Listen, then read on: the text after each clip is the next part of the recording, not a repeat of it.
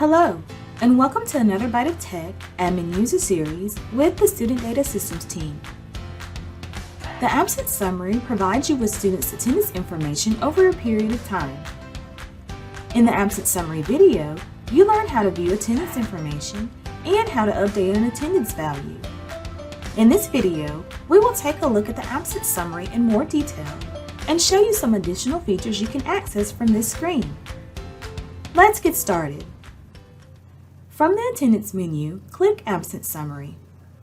You may search for an individual student, a list of students, or a specific grade level by clicking more search options. For this demonstration, I will be searching for a list of students.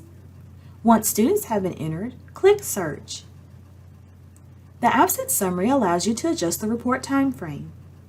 The report will default to include the first day of school through the current date.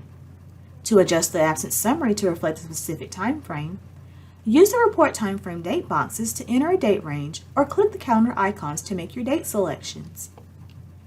You may select to pull the report to reflect attendance by day or by period from the drop-down menu. The report will default to generate daily attendance. Below the report time frame, you will see the number of days possible per the district calendar based on the time frame entered. When you have finished making your selections, click Go. Click on a student's name to generate the absence summary based on the time frame already selected. If you find yourself needing to adjust the report time frame, you may update this information at the top of the screen and click Go. The attendance code legend will be displayed for the student. The legend will break down the number of periods and days an attendance code was entered for the student. Below the attendance code legend will be a breakdown of attendance data.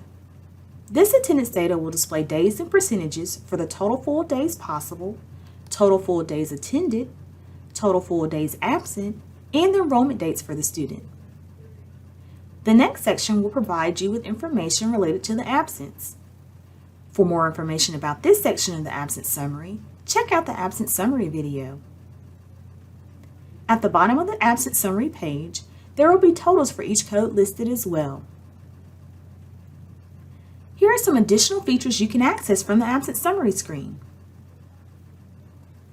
Users can navigate to other student tabs by clicking on any grade tab listed across the top of the page. You may add an absence for a student by clicking Add Absence on the right of your screen. This will navigate you away from the absence summary screen. If you search by a list of students, click the arrow to proceed to the next student. If not, in the top right corner, click the red X next to the student's name to close the student's record. This concludes our video on the absence summary in detail. Please be sure to subscribe to the channel so you can be alerted when new content is released. Check out other content in the box located on the side. Thanks for watching!